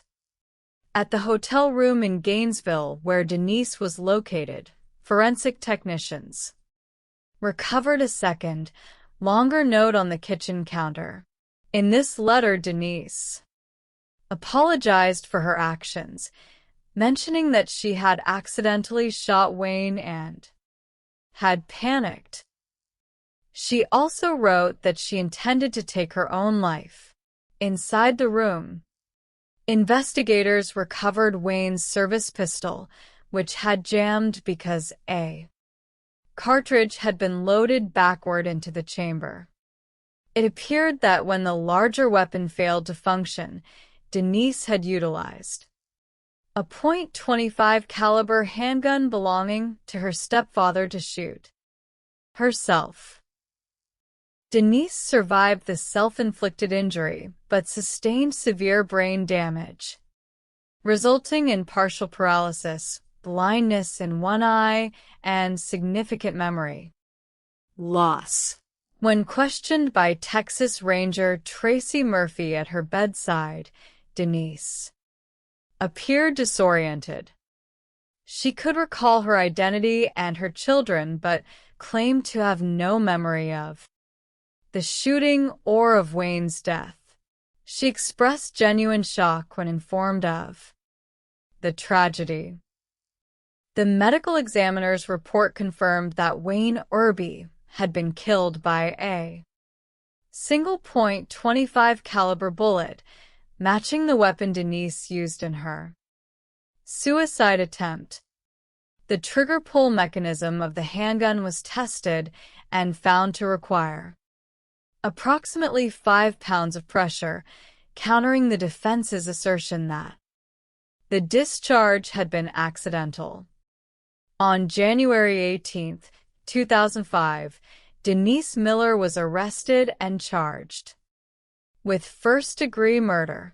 Following extensive medical rehabilitation, she was deemed competent to stand trial. The trial began on July 10, 2006, in Denton County. Denise appeared in the courtroom in a wheelchair, showing the lasting physical effects of her injury. The prosecution argued that Denise, unable to accept Wayne's decision to leave her, had traveled to his rental home with a firearm, confronted him, and shot him in the back of the head as he turned away. They presented the confession notes as clear evidence of intent. The defense maintained that the shooting was a tragic accident, pointing to her final note where she described her panic and remorse. They argued that her physical condition and lack of memory showed she had suffered immensely. The jury deliberated for less than an hour before returning a verdict of guilty. At the sentencing phase, the jury chose to spare her the maximum penalty, sentencing her to 62 years in prison. For the family of Wayne Irby and the members of the Little Elm Police Department, the trial brought a painful chapter to a close, a reminder of how easily unchecked jealousy can destroy lives. Epilogue. These 3 investigations, though separate in geography and time, share a common thread. They demonstrate the devastating impact of control and possession, disguised as affection. In each instance, the dedication of law enforcement officers, the precision of forensic science, and the cooperation of communities ensured that those responsible were held accountable. The memory of Tanisha Stewart, Latrice Curtis, and Wayne Irby remains a solemn reminder of the value of human life and the enduring necessity of justice. The human heart is a complex and often turbulent landscape, capable of the deepest devotion, yet equally susceptible to the destructive currents of jealousy, obsession, and possessive control. When relationships that once began with promises of love and mutual protection descend into tragedy, it falls to the quiet, systematic, and dedicated work of law enforcement to piece together the truth from the fragments left behind. This is a chronicle of 3 such cases where the diligent efforts of investigators pulled back the veil of mystery to expose the vulnerabilities of the human condition and to seek justice for those whose voices were prematurely silenced. Part 1. The Echoes of Gainesville. On the winter evening of December 11, 2004, the city of Gainesville, Texas, lay wrapped in a quiet, tranquil chill. The streets were still, and the residents of this close-knit community had long since retired for the night. But just past 4 in the morning, the silence was shattered at a local hotel. The night manager on duty was startled by the ringing of the desk telephone.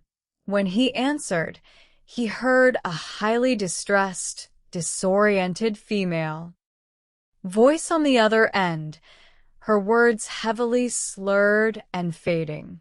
Sensing immediate danger, The manager hurried down the darkened hallway to investigate the room from which the call had originated.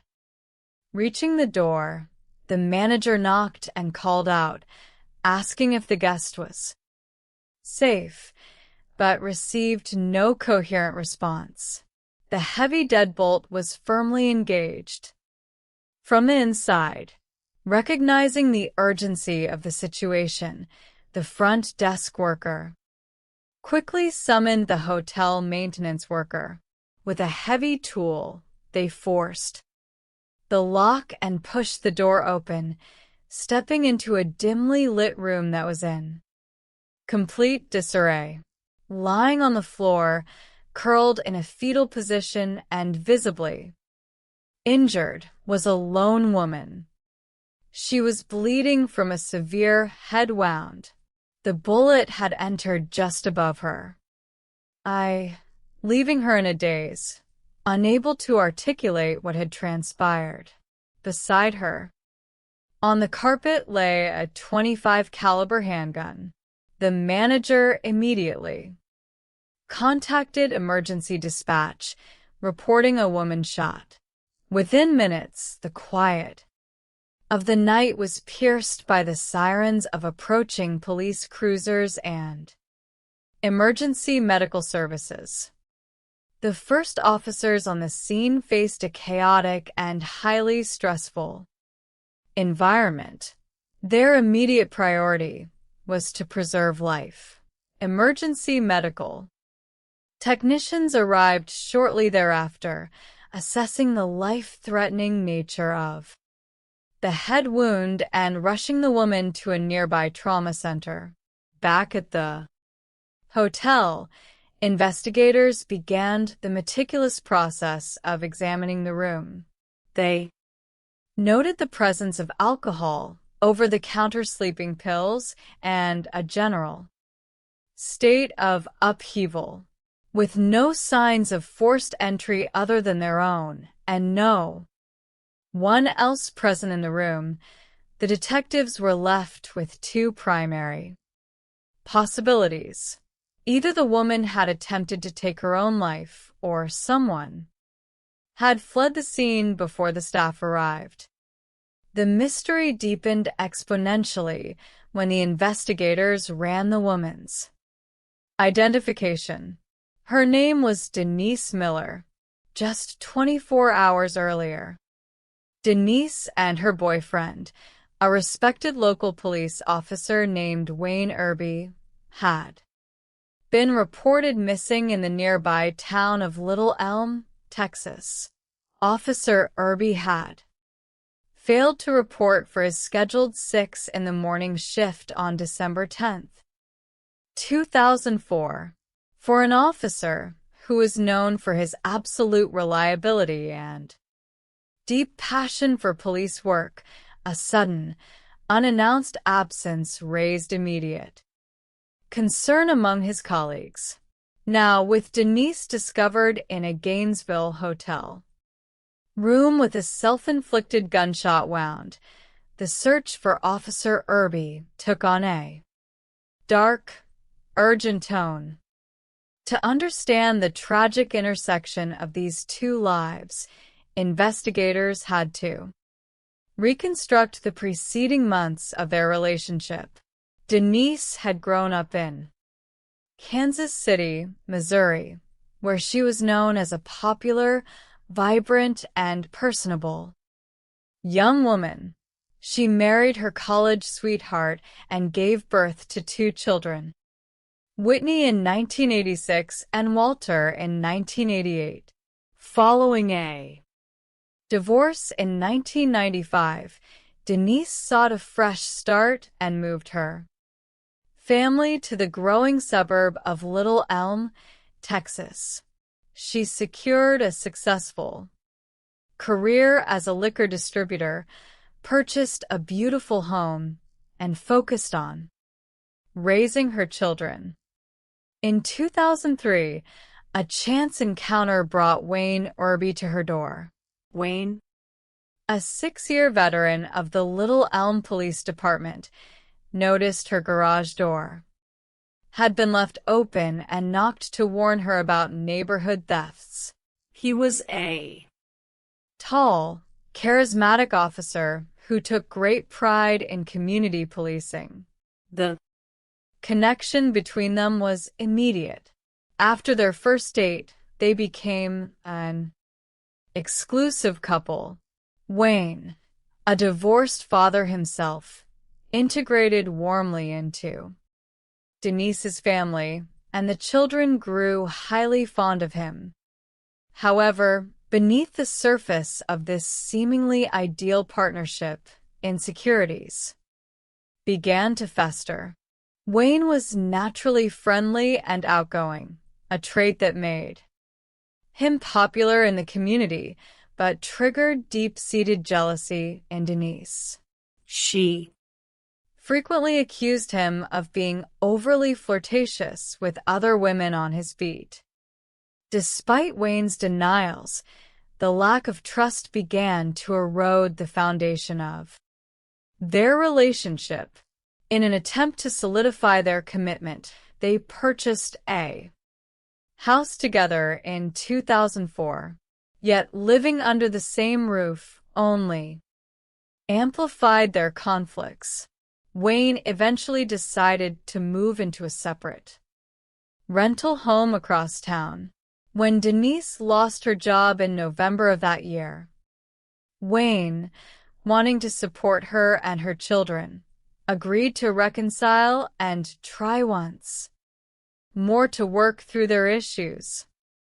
But the underlying tensions could not be easily resolved. When Wayne failed to report to work on December 10th, his partner, Jerry Walker, and other officers grew deeply worried. A welfare check at Denise's home revealed no vehicles in the driveway and no response at the door. Investigators eventually spoke to Denise's children, who reported they had not seen their mother or Wayne in nearly 24 hours. Whitney mentioned a brief, unusual phone call from her mother around midnight, in which Denise stated she was running errands and expressed her love in a tone that seemed uncharacteristically final. Detective Walker and another officer, James Wynn, decided to check Wayne's rental property. Upon entering with a key provided by the landlord, they discovered Wayne's fanny pack and cell phone on the kitchen counter. Moving down the hallway, Officer Wynn stopped and instructed Walker to stay back. Wayne Irby was lying face down on the floor, the victim of a single gunshot wound to the back of his head. The position of the wound strongly suggested he had been shot from behind, without any opportunity to defend himself. The discovery sent shockwaves through the Little Elm Police Department. The search for a missing colleague had transitioned into a homicide investigation. Because Denise was still missing and Wayne's personal handguns were gone from the home, investigators began to consider her involvement. While some who knew Denise struggled to believe she was capable of violence, a search of her master bedroom revealed a handwritten note that suggested deep distress and thoughts of self-destruction. Furthermore, a search of the house revealed that Wayne's duty belt was hanging on the closet wall, but his holster was empty. The pieces of the puzzle began to point toward a tragic conclusion. Investigators discovered that Denise had previously filed a domestic violence complaint against Wayne in December 2003, after discovering him at his rental home with another female friend. The resulting argument had turned physical, leaving Wayne with visible facial injuries. Though Denise later withdrew the complaint, stating she had fabricated the details. The incident highlighted the volatile nature of her jealousy. Wayne's friends revealed that just prior to his disappearance, he had decided to end the relationship permanently. The physical evidence grew more damning when crime scene investigators searched Wayne's rental home. On the kitchen island, they discovered a second note, written by Denise, which read, "I am sorry I took both of our lives. Please contact our moms." This note served as a written admission of her actions. When news arrived of Denise's discovery in the Gainesville hotel room, detectives traveled to the hospital hoping to obtain answers. Though Denise survived the self-inflicted gunshot wound, the trauma to her brain had severely impacted her cognitive abilities. She was partially paralyzed, blind in one eye, and claimed to have no memory of the events. Under questioning by Texas Ranger Tracy Murphy, Denise appeared genuinely disoriented, denying any knowledge of Wayne's death or her own suicide attempt. Investigators debated whether her amnesia was a psychological defense mechanism or a conscious effort to evade accountability. Regardless of her cognitive state, the physical evidence was undeniable. The autopsy of Wayne Irby revealed he had been killed by a single .25 caliber bullet. Ballistic analysis confirmed this bullet was fired from the exact same handgun found beside Denise in the hotel room. The weapon was registered to Denise's stepfather, suggesting she had brought it to Wayne's home with intent. In January 2005, Denise Miller was charged with first-degree murder. Following 18 months of physical rehabilitation and therapy, she was deemed competent to stand trial. The trial commenced in July 2006. The prosecution presented the three notes as clear evidence of premeditation and guilt. The defense argued that the shooting was a tragic accident, pointing to a line in the third note found at the hotel which claimed she had freaked out after an accidental discharge. However, the prosecution refuted this claim by presenting testimony from the State Crime Laboratory. The .25 caliber handgun required 4.5 to 5 pounds of pressure to pull the trigger, making an accidental discharge highly improbable. Additionally, the location of the wound at the back of Wayne's head, combined with Denise's failure to call for medical assistance, pointed to a deliberate act. After less than an hour of deliberation, the jury returned a verdict of guilty. At her sentencing, despite her physical disabilities resulting from her suicide attempt, the jury sentenced Denise Miller to 62 years in prison. The tragic case left two families shattered, serving as a sobering reminder of the devastating consequences when possessiveness and jealousy supplant love. Part 2. The Shadow over Houston. In the spring of 2007, another tragedy began to unfold in the sprawling metropolitan area of Houston, Texas. On Wednesday, March 21st, at 5:30 in the evening, investigator Sidney Miller and his partner were driving along a highway north of the city. In the back seat of their vehicle sat two individuals who were directing them to a specific location in connection with the disappearance of 19-year-old college student Tanisha Stewart. Tanisha had been missing since March 15th, and the anxiety of her family had reached a critical point. Following the passenger's directions, the detectives pulled into the parking lot of an apartment complex and approached a large dumpster. But when they opened the lid, they found it empty. The lack of immediate physical evidence was a frustrating setback in an investigation that would ultimately expose a shocking level of domestic hostility and possessive rage. Tanisha Stewart was a young woman of immense promise. Raised in a challenging Houston neighborhood as one of 6 children, she had lost her father at an early age. Despite these hardships, she excelled academically and earned a scholarship to Texas Agricultural and Mechanical University.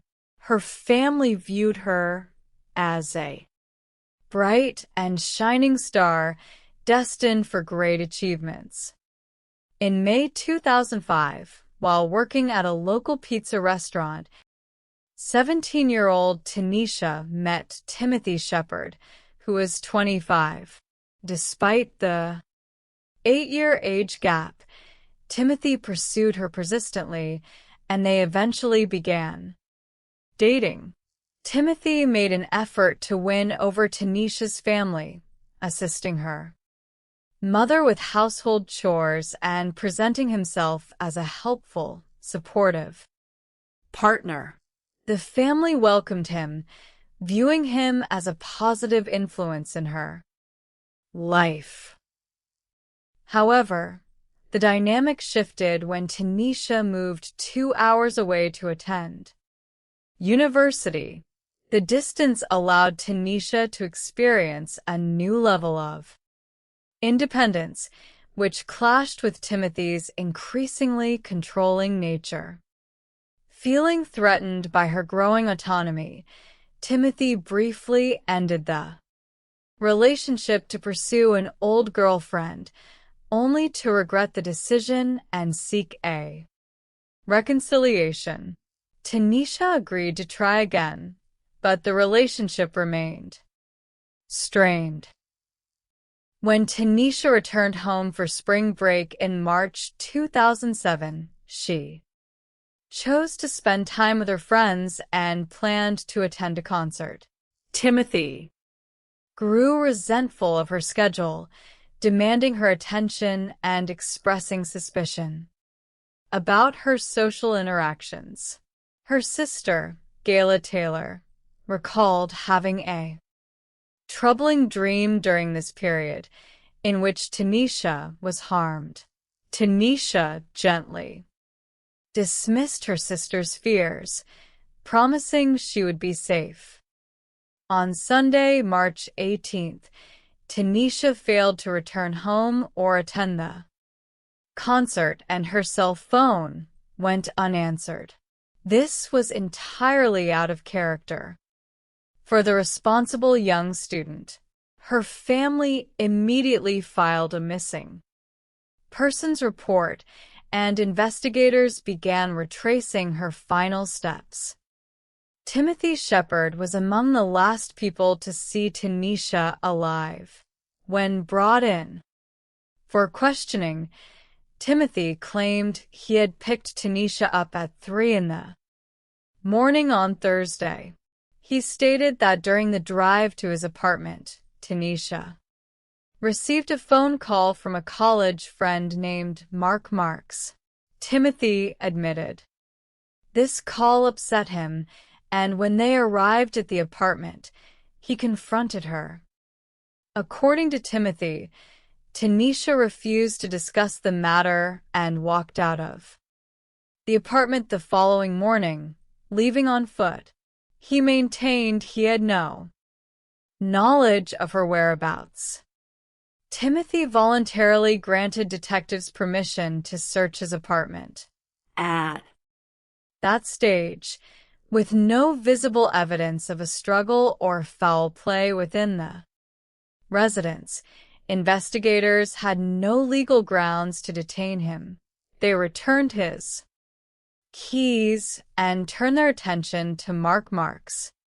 Mark, a cooperative 19-year-old, confirmed he was dating Tanisha and that she had expressed a desire to end her relationship with Timothy.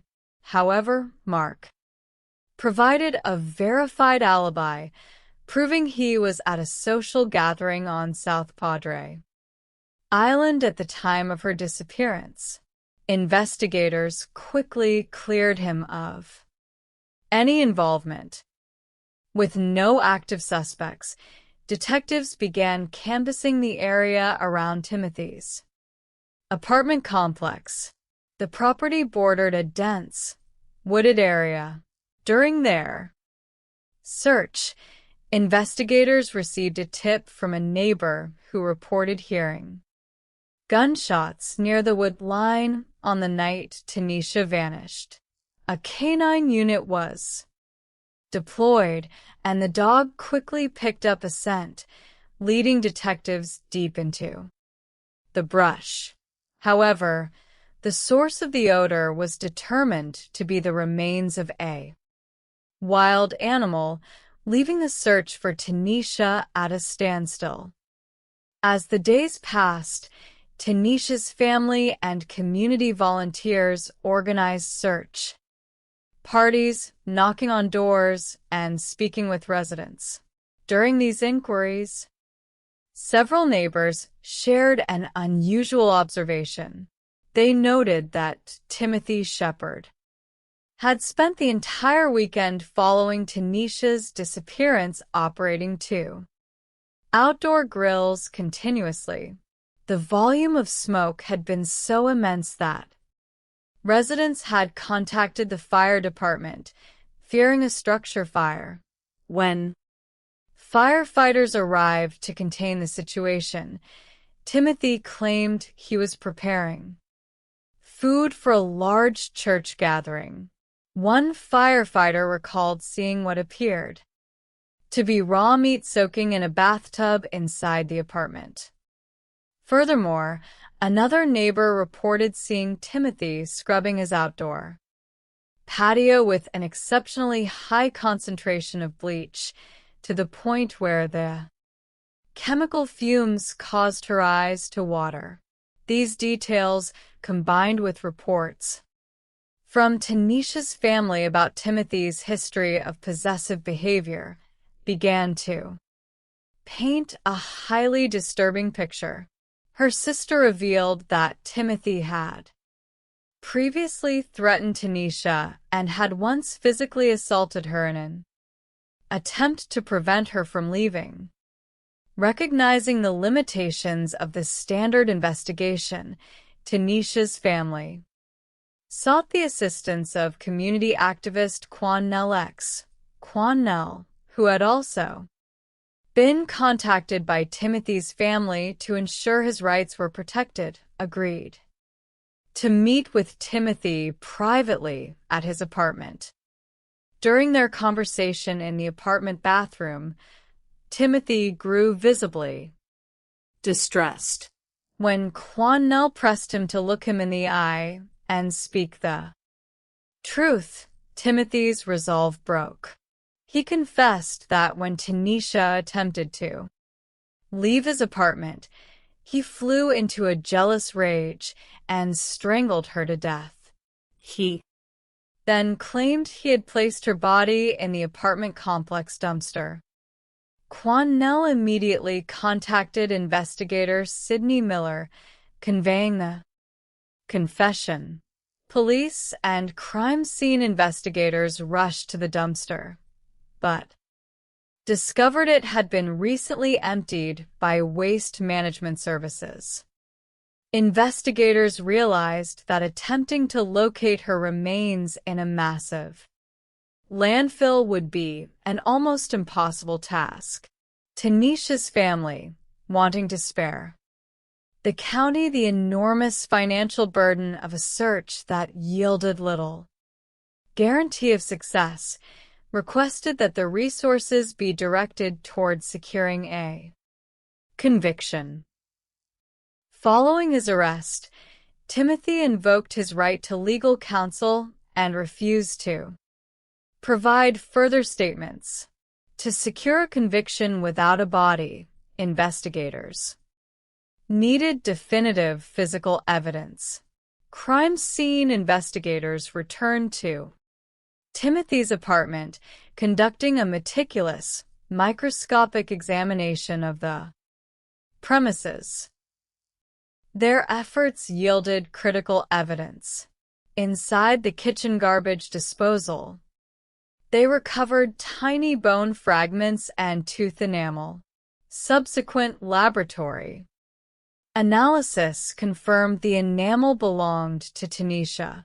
Additionally, charred bone fragments were discovered in the soil near the outdoor grill.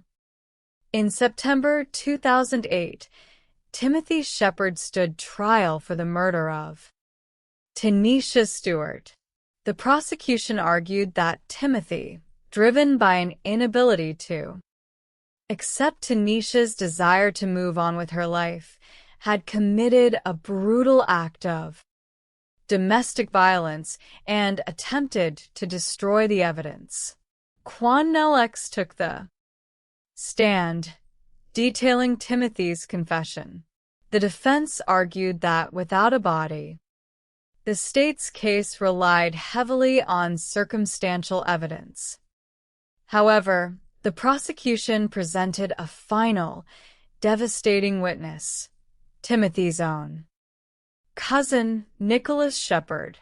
Nicholas testified that Timothy had previously made statements suggesting that if Tanisha ever tried to leave him, he would take her life and mutilate the remains.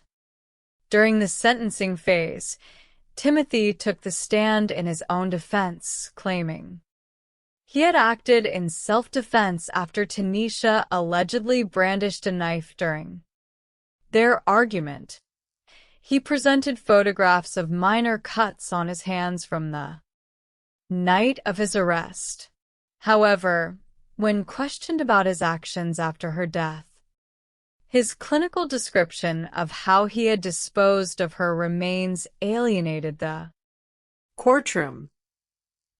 The jury found Timothy Shepard guilty of murder and sentenced him to 99 years in prison. The verdict provided a measure of justice for Tanisha's family. Though the profound loss of a young woman with a limitless future remained a painful scar on the community. Part 3. The intersection on Interstate 540. On the cold, quiet morning of Wednesday, January 30th, 2008, at approximately 7:30, morning commuters on Interstate 540 in Raleigh, North Carolina, made a tragic discovery. Lying in the grass along the shoulder of the busy highway was the body of a young woman. When first responders arrived, they immediately determined she was deceased. She had not been the victim of a pedestrian accident. Instead, she had been stabbed repeatedly about her face, neck, and throat in an extremely violent assault.